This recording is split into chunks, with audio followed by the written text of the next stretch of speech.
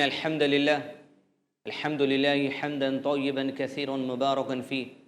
وأشهد أن لا إله إلا الله وحده لا شريك له، وأشهد أن محمدا عبده ورسوله. أما بعد، فأعوذ بالله من الشيطان الرجيم. بسم الله الرحمن الرحيم. قل يا أيها الكافرون لا أعبد ما تعبدون ولا أنتم عابدون ما أعبد ولا أنا عابد ما عبدتم ولا أنتم عابدون ما أعبد لكم دينكم ولي دين. بسم الله الرحمن الرحيم. رب اشرح لي صدري ويسر لي أمري واحلل عقدة من لساني يفقهوا قولي. آئی پلس ٹی وی کے ناظرین، ایک مرتبہ پھر سے آپ تمام کا ہمارے خاص پروگرام سلسلے وار سیرت النبی صلی اللہ علیہ وسلم میں تہ دل سے استقبال ہے. السلام علیکم ورحمۃ اللہ وبرکاتہ. یعنی آپ تمام پر اللہ سبحانہ وتعالی کی سلامتی، اس کی رحمت اور برکت نازل ہو. ناظرین، گزشتہ ایپیسوڈ میں جو بات ہم نے آپ کے سامنے رکھی وہ یہ کہ آپ صلی اللہ علیہ وسلم کو دین اسلام کے کام سے روکنے کے لیے مشرکین مکہ نے ہر قسم کے حربے استعمال کیے، اور آخری حربہ جو انہوں نے ڈالا وہ یہ کہ ابو طالب کے پاس گئے، ایک نہیں دو نہیں تین مرتبہ، کبھی نرمی سے سمجھا، کبھی دھمکی دے کر بات کی، اور اس کے بعد ایک خوبصورت لڑکے کو لے گئے اور کہا کہ اس کو رکھ لو اور آپ کے بھتیجے کو ہمیں دے دو، ہم اسے قتل کر دیں گے تاکہ ہمارے باپ دادا کا دین محفوظ رہے. اور ابو طالب کو یہ بھی اشارہ دیا کہ دیکھو ابو طالب، ہم اسی دین کی حفاظت کے لیے آئے ہیں جس دین پر تم عمل کرتے ہو، تم بھی باپ دادا کے دین پر ہو، وہ بھی باپ دادا کے دین پر ہیں، بس تمہارا بھتیجا ہے جو ایک نئے دین کی بات کرتا ہے، ہم وہ دین نہیں چاہتے. لیکن ابو طالب نے جو سو سختی سے جواب دیا اور اللہ کے نبی صلی اللہ علیہ وسلم کو بھرپور سپورٹ کرتا رہا، اور آپ صلی اللہ علیہ وسلم کا دعوتی کام مکے میں کسی بھی طرح سے نہیں رکتا تھا. ہاں، وہ صحابہ کے ساتھ جو ظلم و ستم کیا گیا، آپ صلی اللہ علیہ وسلم حکمت کے تقاضے کے ذریعے بعض صحابہ کو حبشہ اسٹیٹ بھیج دیے تھے تاکہ وہاں پر جو نجاشی بادشاہ تھا اس کے جو سو انڈر میں رہیں، اور چونکہ وہ انصاف پسند بادشاہ ہے، آپ صلی اللہ علیہ وسلم کو اس بات کا اندازہ تھا تاکہ مسلمان جو دین قبول کی ہیں وہ امن و امان سے اپنی زندگی وہاں پر گزاریں، اور جب حالات ٹھیک ہو جائیں گے یہ پلان کیا گیا کہ مسلمانوں کو یہاں بلا لے. لیکن جب مشرکین مکہ کو ہر طرف سے ناکامی بھی ملی، تب ان لوگوں نے ایک نئی اسٹریٹجی شروع کی. ان کی اسٹریٹجی میں یہ پلان کیا گیا کہ اب اللہ کے نبی صلی اللہ علیہ وسلم کو بھی ویسا ہی ستایا جائے گا جیسے دوسرے لوگوں کو ستایا جاتا ہے. لیکن اس کے لیے قریش کو واضح طور پہ یہ بات کا علم تھا کہ ہر کوئی آدمی اللہ کے نبی صلی اللہ علیہ وسلم کو ستانے اور تکلیف دینے تیار نہیں ہوگا، اس لیے کہ اللہ کے نبی صلی اللہ علیہ وسلم کا رتبہ، ایک مرتبہ لوگوں کے دل میں تھا، ایک عزت لوگوں کے دل میں تھی. لوگ کچھ ایسے تھے جو اللہ کے نبی صلی اللہ علیہ وسلم سے نفرت کرتے تھے، بالخصوص قریش کے بڑے قبیلے کے سردار. لیکن عام طور پہ مکے کے جو لوگ تھے ان میں ہر کسی میں اللہ کے نبی صلی اللہ علیہ وسلم کی نفرت نہیں تھی. وہی اخلاق کریمہ کے ذریعے، آپ کی پیاری گفتگو کے انداز کے ذریعے، آپ کے جو سو بات چیت اور آپ کے اخلاق کے ذریعے لوگ آپ پر آج بھی گرویدہ تھے، اور آج بھی لوگ اللہ کے نبی صلی اللہ علیہ وسلم کو صادق اور امین مانا کرتے تھے. لیکن یہ ماحول بنانے کی کوشش کی تو مشرکین مکہ کے بڑے سرداروں نے اس طرح کا ماحول بنانے کی کوشش کی. پہلا پلان ان لوگوں نے یہ کیا کہ ایک ٹکڑی کو تیار کیا جو معاشرے کے بڑے لوگ تھے، معاشرے کی عزت اور باوقار لوگ تھے. ان کو ایک کام سونپا کہ اب تم اللہ کے نبی صلی اللہ علیہ وسلم کے ساتھ چھیڑ چھاڑ کا معاملہ کرو. بالخصوص اس میں آپ صلی اللہ علیہ وسلم کے جو پڑوسی تھے، جس میں خود آپ صلی اللہ علیہ وسلم کا چاچا ابو لہب شامل تھا، اور کچھ خاص پڑوسی جو اللہ کے نبی صلی اللہ علیہ وسلم کے آزو بازو رہتے تھے، ان کو تیار کیا گیا. ابو لہب کی بیوی اس میں تیار ہوئی. اب وہ اللہ کے نبی صلی اللہ علیہ وسلم کو تکلیف دینے کے لیے، ذہنی ٹینشن دینے کے لیے اپنے آپ کو تیار کرنا شروع کر دیے. اور دوسری طرف ان کی اسٹریٹجی میں یہ جو سو بات آئی کہ حبشہ میں جو مسلمان ہجرت کر کر گئے ہیں، اب یہ پلان کیا گیا کہ مکے کے اندر تو کسی بھی طرح قریش کے ہاتھ میں جو سو یہاں کا پاور ہے، اور قریش مسلمانوں کو اندر اپنی طرف سے جتنا ہو سکا کستے چلے جاتے تھے. لیکن یہ پلان کیا کہ اگر مسلمان یوں ہی حبشہ ہجرت کر کر چلے گئے اور مسلمانوں کو وہاں حبشہ میں امن کی جگہ مل گئی تو کہیں ایسا نہ ہو کہ وہاں حبشہ سے ایک نئی طاقت تیار کریں اور وہاں سے اسلام کو دنیا بھر اور عرب کے اندر پھیلا دیں. اس فکر کے ساتھ دو لوگوں نے پلان کیا، ایک ایسے گروپ کو تیار کیا اور اس گروپ کو حبشہ روانہ کیا، اور اس گروپ سے کہا گیا کہ وہاں کا جو بادشاہ نجاشی ہے جو ابھی عیسائی تھا، اس کے پاس جاؤ اور اس کے پاس جا کے یہاں کے جو مسلمان آئے ہیں ہیں جن کو اس نے پناہ دے رکھی ہے، وہ امن و امان سے وہاں پر رہ رہے ہیں، ان سے کہو کہ یہ جو سو لوگ بڑے خطرناک ہیں، یہ لوگ ہمارے مکے کے اندر ہر گھر گھر میں اختلافات پیدا کر کے چلے گئے ہیں، ہمارے باپ دادا کے دین کو برا بھلا کہہ کر امن و امان سے آ کر یہاں پر بیٹھ گئے۔ یہ پلان کیا گیا اور یہ کچھ لوگوں کو حبشہ بھیجا گیا یہ کہہ کر کہ نجاشی کو ان کے بارے میں غلط سلط کہہ دو تاکہ نجاشی ان کو وہاں سے نکال کے باہر پھینک دے اور وہ واپس مکہ آ جائے، مکے میں ان کے لیے تنگ ہو جائیں گا، اس طرح ذہنی ٹینشن ان کے لیے بڑھا دیا جائے گا، کسی بھی قسم سے جو سو ان کو اس دین سے پھیرنا ہے تاکہ ان کے باپ دادا کا جو دین تھا اس دین کو محفوظ کر لے سکیں۔ تو پہلا پلان یہ کیا گیا کہ حبشہ روانہ کرے، اور دوسرا پلان یہ تھا کہ اللہ کے نبی صلی اللہ علیہ وسلم کے لیے نئے پلاننگز کیے گئے۔ پہلی بات ہم آپ کو اس ایپیسوڈ میں وہ بتائیں گے کہ حبشہ کے اندر کیا حالات ہوئے۔ وہ مسلمان جو حبشہ گئے تھے اپنی ایمان کی حفاظت کے لیے، امن و امان سے عمل کرنے کے لیے، وہاں پر قریش کا ایک وفد پہنچا اور نجاشی سے اپوائنٹمنٹ طلب کیا۔ نجاشی نے جب ان سے ملاقات کی تو نجاشی کے ذہن سازی اس طرح کر دی، ان لوگوں نے کہا کہ جو سو یہ جو لوگ آئے ہیں یہ مکے سے، ان کو یہاں سے آپ باہر نکال دیجئے، اس لیے کہ یہ ہمارے گھر گھر میں اختلاف پیدا کر کر آئے ہیں، یہ لوگ اچھے نہیں ہیں، آپ ان کو فوری یہاں سے نکال دیجئے۔ لیکن نجاشی جو بادشاہ تھا ایک انصاف پسند بادشاہ تھا، بھلے عیسائی تھا اس زمانے کا، لیکن اس نے وہ مسلمان جو ہجرت کر کے حبشہ آئے تھے ان تمام کو اپنے دربار کے اندر بلایا، جس میں ان تمام کے جو امیر تھے جعفر رضی اللہ تعالیٰ عنہ امیر قرار دیے گئے تھے۔ حضرت جعفر سامنے آتے ہیں، صبح کا وقت تھا کہ نجاشی کا دربار سج بیٹھا، نجاشی کے سامنے قریش کے لوگوں نے شکایت کی، نجاشی نے حضرت جعفر سے پوچھا بتاؤ تو صحیح یہ جو بات کہہ رہے ہیں کیا ان کی یہ باتیں سچی ہیں؟ کیا تم لوگ واقع میں ان کے گھروں میں اختلاف پیدا کر کر آئے؟ کیا تم واقع میں مکے کی جو سو آب و ہوا کو خراب کر کر آ کے یہاں بیٹھ گئے؟ تو جب نجاشی نے سوال کیا جعفر رضی اللہ عنہ کو اجازت دی گئی اور جعفر رضی اللہ عنہ اللہ سبحانہ تعالیٰ کی مدد سے نجاشی بادشاہ کے سامنے کھڑے ہوئے اور ان کو ساری باتیں سنائی۔ حضرت جعفر رضی اللہ عنہ نے نجاشی کی آنکھ میں آنکھ ڈال کر اس حق کو بے در جو سو بیان کر دیا، کہا اے بادشاہ جان لو اس بات کو کہ ہم تمہیں سچی سچی بات کہتے ہیں۔ جعفر رضی اللہ عنہ نے کہا دیکھو ہم مکے کے رہنے والے تھے، ہم وہ قوم تھی جو اللہ کے سوا پتھروں کی پوجا کرتے تھے، ہم وہ قوم تھی جو بچیوں کو زندہ دفن کر دیتے تھے، ہم وہ قوم تھے جو زنا کے اندر جو سو ہمارا جو سو معاشرہ ملوث تھا، ہم وہ قوم تھے جو رشتوں کو توڑ دیا کرتے تھے، ہم وہ قوم تھے جو بات بات کے لیے قبیلوں کے اندر جنگیں سلگایا کرتے تھے، ہم وہ قوم تھے جو ناانصافی سے لوگوں کے ساتھ کام لیتے تھے، ہم وہ قوم تھے جو ہمارے معاشرے میں حرام کمائی کا دور چلا کرتا تھا۔ لیکن اللہ سبحانہ و تعالیٰ نے ہمارے ہی درمیان سے ایک ایسے رسول کو اٹھا دیا جس کا نام محمد بن عبداللہ صلی اللہ علیہ وسلم ہے۔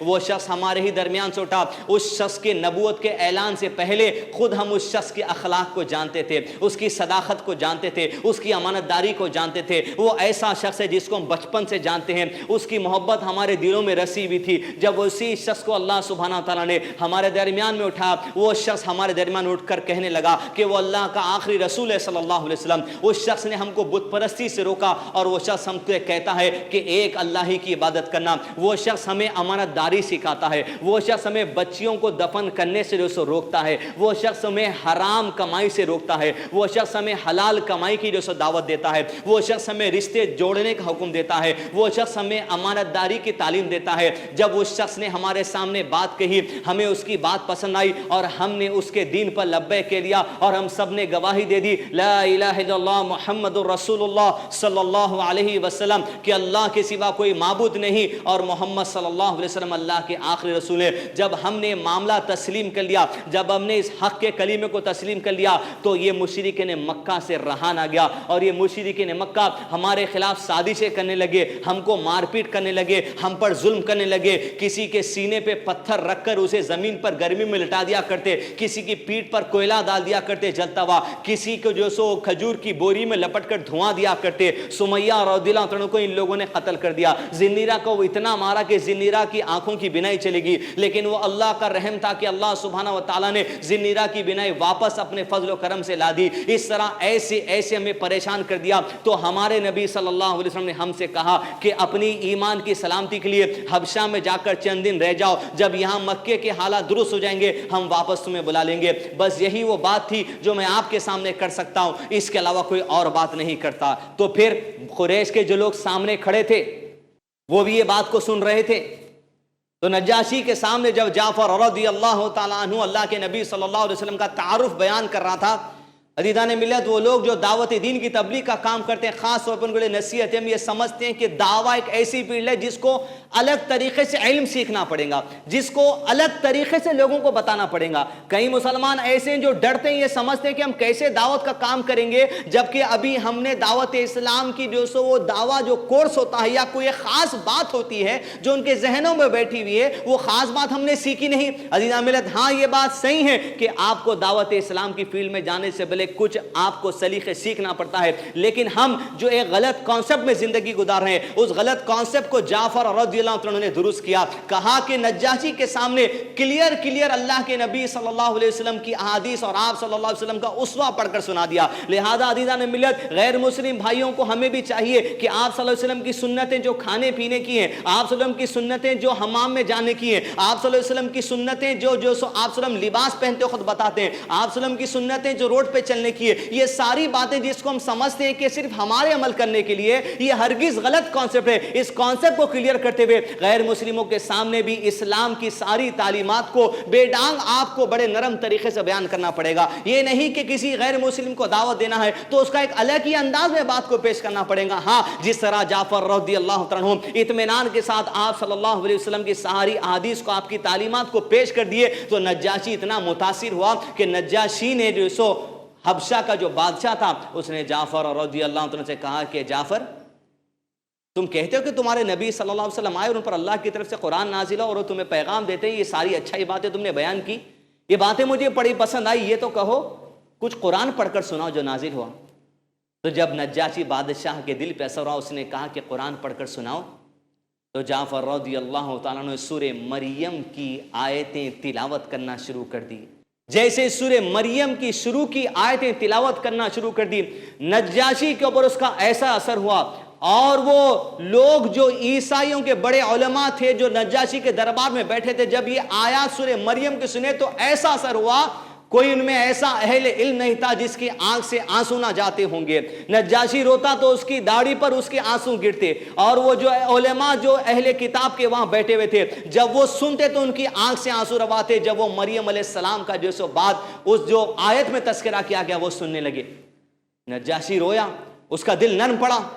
اس نے کہا کہ جعفر تم نے بالکل سچ بات کہی ہے، اور قریش کے لوگوں سے کہا کہ یہاں سے نکل کر چلے جاؤ، میں اعلان کرتا ہوں کہ جب تک یہ مکے کے لوگ یہاں رہنا چاہیں گے، امن و امان سے رہنے کی ان کو اجازت ہے، کوئی ان کو یہاں سے باہر نہیں نکالے گا۔ یہ قریش کے لیے انتہائی زبردست تکلیف دہ جھٹکا تھا جو اسلام کے خلاف ان لوگوں نے کرنے کی سازش کی تھی، لیکن آندھے منہ اسی کے اندر گرے۔ اللہ سبحانہ وتعالی کی مدد اس طرح آتی ہے۔ ناظرین اکرام، وقفے کا وقت ہو چلا ہے، آگے نجاشی کے دربار میں کیا ہوتا ہے، پھر دوسرے دن کیا ہوتا ہے، یہ بات آپ کو اگلے کچھ منٹوں میں بتانے کی کوشش کریں گے۔ دیکھتے رہے ہمارا خاص پروگرام سیرت النبی صلی اللہ علیہ وسلم، صرف i+TV پر۔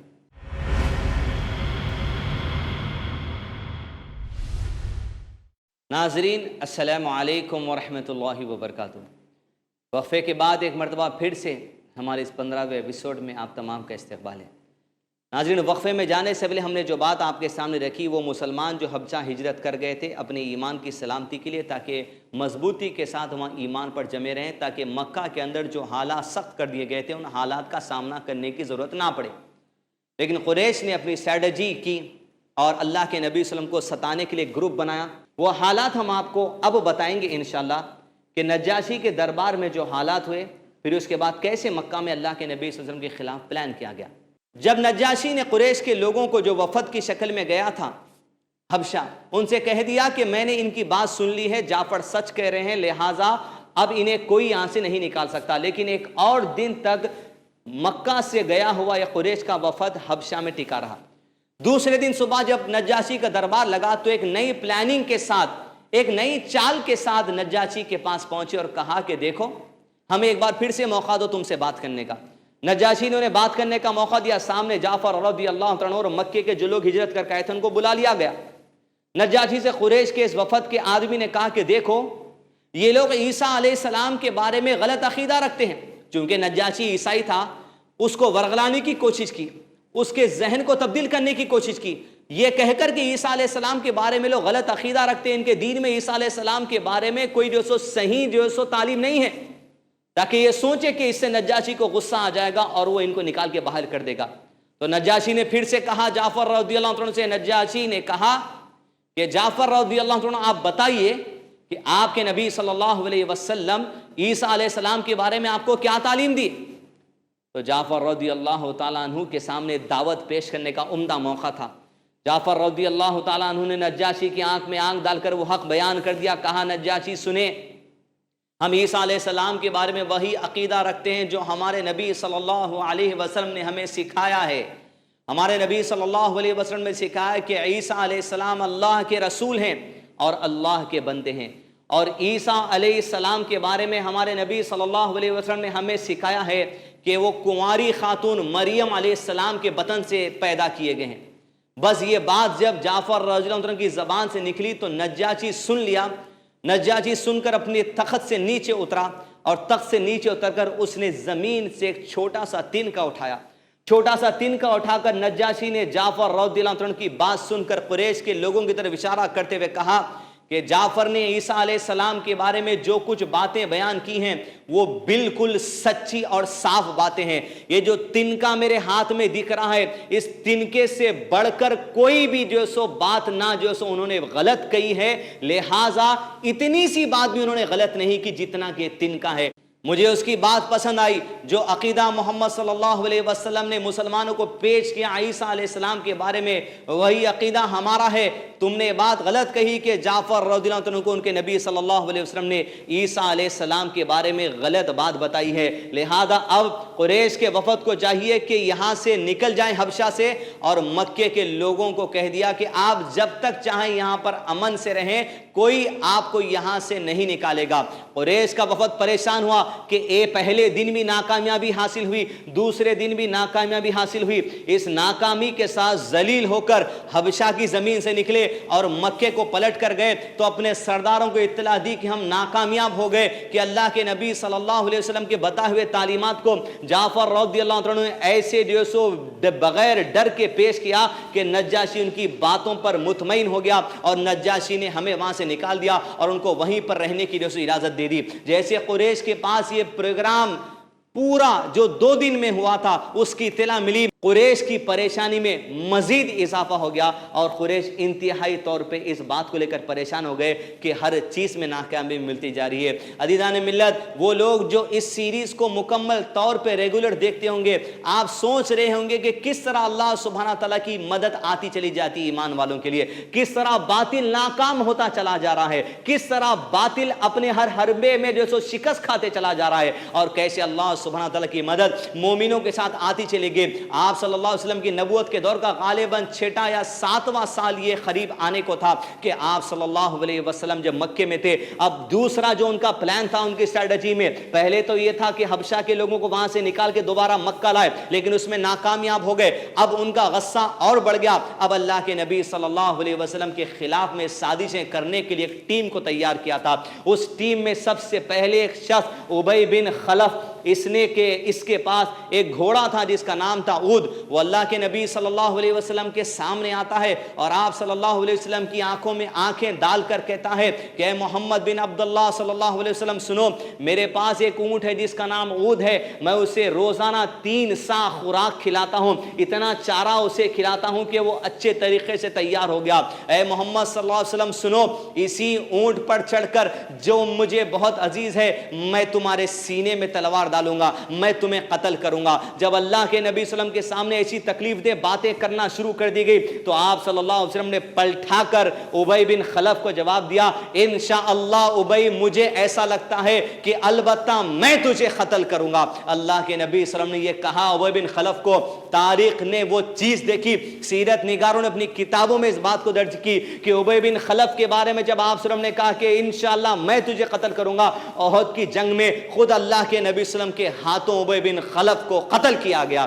گویا اللہ سبحانہ و تعالیٰ کے جو فیصلے، جو منشے ہیں مشرکین مکہ اس کے سامنے ناکام ہوتے نظر آتے چلے گئے. عزیزان ملت، اللہ کے نبی صلی اللہ علیہ وسلم کو ستانے کے لیے نئے نئے طریقہ کار بنائے گئے. قریش کا ایک سرداروں میں کا بڑا سردار ابو جہل جس کو کہا جاتا ہے، آپ صلی اللہ علیہ وسلم نے فرمایا یہ اس امت کا فرعون ہے. وہ رات کو اپنے لوگوں میں میٹنگ کرتا ہے اور کہتا ہے کہ ہر چیز ناکام ہوتی چلی گئی. اب لہٰذا ان لوگوں نے یہ پلان کیا کہ ان میں سے ایک پلان یہ کیا گیا کہ کل کی صبح جب آپ صلی اللہ علیہ وسلم تہجد کی نماز کے لیے اپنے گھر کے باہر نکلیں گے یا صبح کی نماز کے لیے اپنے گھر کے باہر نکلیں گے، ایک پتھر ابو جہل لیا، کہا کہ جب وہ سجدے میں جائیں گے تو میں وہ پتھر ان کے سر پر ڈال دوں گا اور انہیں قتل کر دوں گا، تاکہ یہ جو چیز ہمیں کھائی چلی جا رہی ہے، ہمارے باپ دادا کی دشمن یہ بن چکے ہیں، لہٰذا ہمیں چاہیے کہ اسے قتل کر دیں. عزیزان ملت، بات اب یہاں تک آ گئی.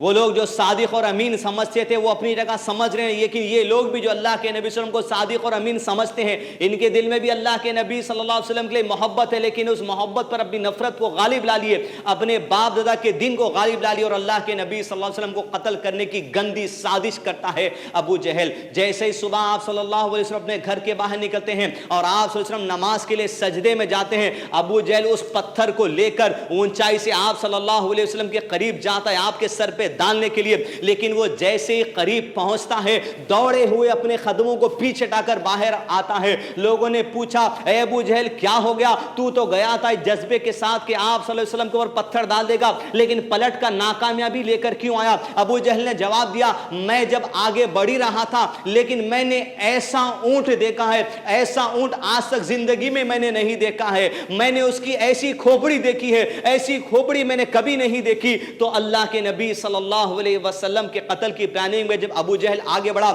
اس اونٹ کی شکل دیکھ کر بھاگ گیا. اللہ کے نبی صلی اللہ علیہ وسلم نے اپنے صحابہ کو یہ بات بتائی کہ ابو جہل جب میرے قریب آ رہا تھا تو اللہ سبحانہ و تعالیٰ نے جبریل علیہ السلام کو بھیج دیا. کہا وہ جبریل علیہ السلام تھے، اگر وہ ذرا بھی میرے قریب آتا اس کو دبوچ لیتے اور وہ ڈر کر بھاگ گیا. اس طرح اللہ سبحانہ و تعالیٰ پیارے نبی صلی اللہ علیہ وسلم کی مدد کرتے چلے جاتے، دنیا دیکھتے چلی جاتی، ایمان والے دیکھتے چلے جاتے. وہ مشرکین مکہ جو اللہ کے نبی صلی اللہ علیہ وسلم کے ساتھ ہونے والے ان خاص معاملات کو دیکھتے وہ بھی پریشان ہوتے چلے جاتے. لیکن یوں ہی معاملہ ختم نہیں ہوتا. عزیزان ملت، ایسی تکلیف اللہ کے نبی صلی اللہ علیہ وسلم کو دی گئی، ایسا ستایا گیا کہ آپ صلی اللہ علیہ وسلم کسی بھی طریقے سے اسلام کی دعوت کے کام سے دور ہٹ جائیں، لیکن اللہ کی وہ مدد تھی. ایمان کی طاقت کا اندازہ مشرکین مکہ کو نہیں تھا، اللہ کی محبت کی طاقت کا اندازہ مشرکین مکہ کو نہیں تھا کہ آپ صلی اللہ علیہ وسلم کیا شخصیت ہے، آپ کے تقوی کا مزاج کیا ہے، آپ کے اخلاق کریمہ کیا ہے، اس کا اندازہ مشرکین مکہ کو پورے ٹھیک طریقے سے نہیں تھا. یہاں تک کہ اللہ کے نبی صلی اللہ علیہ وسلم پڑوس کے ظلم و ستم کو بھی جھیل لیتے. عزیزان ملت، قبل اس کے کہ ایپیسوڈ اختتام کو پہنچ جائے یہ نصیحت لیتے ضرور جائیں کہ پڑوسیوں کے ساتھ حسن سلوک ضرور کرنا. ہم ایسے پڑوسی نہ بنے جو اللہ کے نبی صلی اللہ علیہ وسلم کے پڑوس میں رہ کر آپ صلی اللہ علیہ وسلم کو ستایا کرتے تھے. ہم ایسے پڑوسی نہ بنے کہ ہمارے گھر کا کچرا ہمارے پڑوس کے دروازے کے پاس گر جائے. ہم ایسے پڑوسی نہ بنے کہ ہمارے پان کا تھوک ہمارے پڑوس کے دروازے کے پاس چلے جائیں. ہم ایسے پڑوسی نہ بنے کہ ہماری گاڑی کی پارکنگ ہمارے پڑوس کے دروازے کے پاس ہو جائے. ہم ایسے پڑوسی نہ بنے کہ ہماری گالی گلوچ جو ہمارے گھر میں دی جاتی ہوگی اگر کسی کے گھر میں گانا لگایا جاتا ہو تو اس سے تکلیف کسی اور کو نہ ہو. خود یہ گانا لگانا ایک حرام عمل ہے، اس حرام عمل کے ذریعے پڑوسی کو ستایا نہ جائے. اس لیے کہ آپ صلی اللہ علیہ وسلم نے حدیث میں فرمایا 3 چیزیں انسان کی خوش بختی میں سے ہے، اگر یہ 3 چیزیں مل جائے تو خوش نصیب انسان ہے. کہا پہلا کشادہ اگر کسی کو مل جائے وہ خوش قسمت آدمی ہے، کشادہ سواری کسی کو مل جائے وہ خوش قسمت آدمی ہے، اور اگر اچھا پڑوسی کس کو مل جائے تو وہ بھی خوش نصیب آدمی ہے. ایک اور حدیث میں اچھی بیوی اگر کسی کو مل جائے تو وہ بھی خوش نصیب آدمی ہے. صحابہ کو اللہ کے نبی صلی اللہ علیہ وسلم نے پڑوسیوں کے متعلق کہا کہ جبریل علیہ السلام آپ صلی اللہ علیہ وسلم کو پڑوس کے متعلق اتنی نصیحت کرتے کہ آپ صلی اللہ علیہ وسلم یہ سمجھ بیٹھے کہ کہیں جبریل علیہ السلام کے ذریعے اللہ سبحانہ وتعالی پڑوسیوں کو ورثے میں حصے دار نہ بنا دے. اتنی تاکید اور اتنی نصیحت کی جاتی پڑوس کے ساتھ حسن سلوک کرنے کے لیے. عزیزان ملت، مشرکین مکہ کا ظلم و ستم اب مسلمانوں کے ساتھ ساتھ اللہ کے نبی صلی اللہ علیہ وسلم پر جاری ہیں.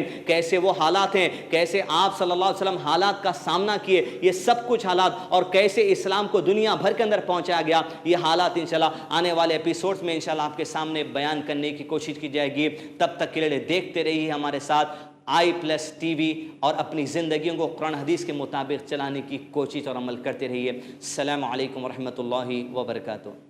لقد كان لكم فيهم أسوة حسنة لمن كان